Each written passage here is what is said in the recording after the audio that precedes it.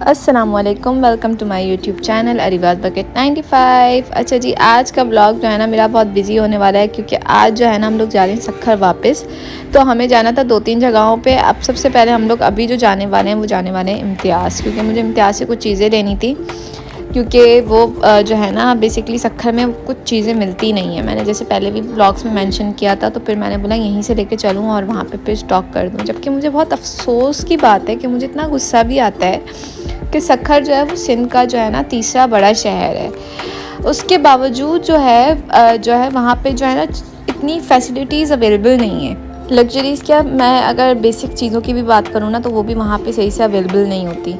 तो ये सीन है कि मैं कहती हूँ कि यार मतलब कि ना सिंध को डेवलपमेंट की बहुत ज़्यादा नीड है, और बहुत ही ज़्यादा नीड है। फैसिलिटीज़ से अगर मैं बात करूँ तो फैसिलिटीज़ से मुराद ये नहीं है कि खाने पीने की चीज़ें हो गई, but a part of that there are so many things, जैसे कि हॉस्पिटल्स हो गए, डॉक्टर्स हो गए। मतलब कि मुझे ये होता है कि हमें कुछ भी है ना तो ज़्यादा कोई बड़ा मसला है या बड़ी चीज़ है तो मतलब हमें कराची आना पड़ेगा, और कराची की ट्रैवलिंग इतनी बड़ी, अब जो अफोर्ड नहीं कर सकते वो बेचारे कहाँ से कराची आएंगे।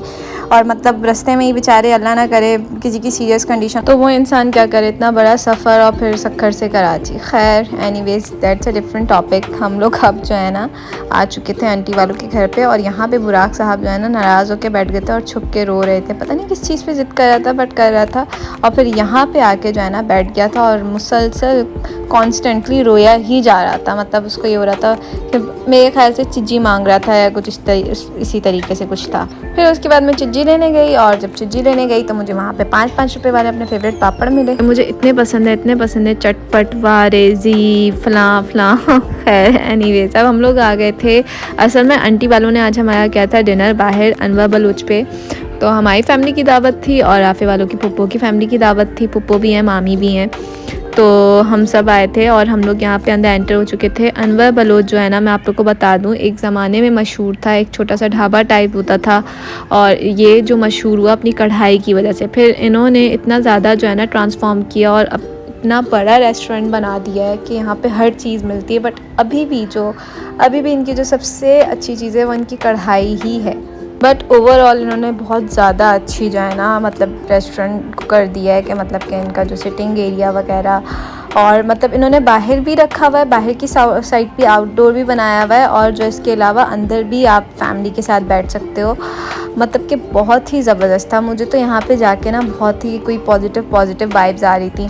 अच्छा पता है सीन क्या हुआ, मैंने ना स्टोरी लगाई अनवर बलोच की ना, तो मेरी एक फ्रेंड मुझे कहती है कि उसको ये नहीं पता था कि अनवर बलोच जो है वो कराची में है, हालांकि वो कराची की है, बट उसे ये नहीं पता था कि ये कराची में है। तो मुझे कहने लगी सक्खर में इस वक्त रात हो रही है क्या? मैंने बोला ये बाय द वे ये सक्खर में नहीं है, ये कराची में ही है। तो कहने लगी ओ कराची में, कहती कहाँ? मैंने बोला मलीर में। मैंने बोला तुम्हें अनवर बलोच के बारे में नहीं पता तो तुम्हें किसी के बारे में नहीं पता, मतलब तुम्हें अनवर बलोच के बारे में नहीं पता तो मतलब तुम्हें कढ़ाई के बारे में ही नहीं पता, कढ़ाई का मतलब क्या है? खैर फिर वो हंसने लग गई और कहने लगी यार मुझे आइडिया नहीं था। मैं बोला कोई बात नहीं, क्योंकि यूजुअली ऐसा होता है, कराची इतना बड़ा शहर है कि कराची के एक एरिया ही इतना बड़ा है कि दूसरे एरिया की तरफ लोगों को जाने की ज़रूरत ही नहीं मिलती इतनी ज़्यादा। और हर एरिया में हर तरह की फ़ैसिलिटी ही दी हुई है, मतलब प्रोवाइड की हुई है, चाहे वहाँ का सबसे हल्का इलाका हो, चाहे सबसे वहाँ का बड़ा इलाका हो, मतलब हर जगह सारी फैसिलिटीज़ हैं। तो ऑब्वियसली जब शादी नहीं हुई थी तो मुझे भी कुछ ही एरियाज़ का पता था जहाँ हमारे रिलेटिव रहते थे, यहाँ पे जहाँ पे मेरा काम होता था या जिन जगहों पे मेरा आना जाना होता था। पार्ट ऑफ दैट इतना ज़्यादा पता नहीं होता क्योंकि इतना बड़ा शहर है कि आप मतलब बिला वजह में कोई दूसरे इलाके में जाके क्यों घूमेगा यार। मतलब अब मेरा मलीर में कोई लेना देना नहीं है तो मैं मलीर में आके क्यों बैठूँगी। इसी तरह मलीर वालों का अगर क्या कहते हैं दूसरे एरिया में गुलशन इकबाल में लेना देना नहीं होगा तो वो बिला वजह में वहाँ जाके क्यों बैठेगा। तो इतना ज़्यादा किसी के पास टाइम ही नहीं होता। और पता है कराची का सबसे बड़ी स्पेशलिटी है कि वहाँ पे दिन कब हुआ रात कब हुआ पता ही नहीं चलता, इतनी फास्ट लाइफ है वहाँ की। एनीवेज यहाँ हमारा खाना वाना आ चुका था, हम लोग खा चुके थे, और फिर यहाँ से मुझे और आफे को निकलना था सक्खर के लिए। तो बेसिकली ये था कि खाना सब कुछ बहुत अच्छा था। और मैं बता दूं कि यहाँ पे भी मैंने जो है प्रॉन्स ऑर्डर किए थे, बट यहाँ के प्रॉन्स अच्छे नहीं थे, बिल्कुल भी अच्छे नहीं थे। मैं आप लोगों को ये बात पहले ही बता दूं क्योंकि प्रॉन्स कम लग रहे थे और वहाँ की सॉस का टेस्ट ज़्यादा आ रहा था, और बिल्कुल चूरा करके प्रॉन्स दिए हुए थे, तो इतना पता नहीं चल रहा था।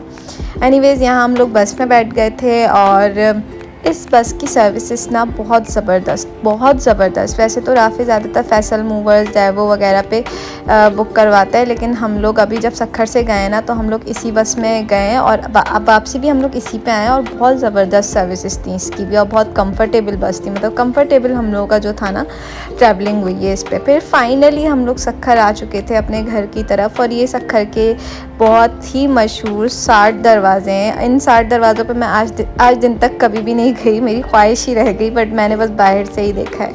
और यहाँ पे बुराक जनाब जो है ना अपने रूम में आ गए थे, अपने सारे टॉयज़ निकाल लिए थे। ये था मेरा आज का छोटा सा व्लॉग। अब मैं चलती हूँ, अल्लाह हाफिज़। मेरे चैनल को लाइक सब्सक्राइब ज़रूर कीजिएगा।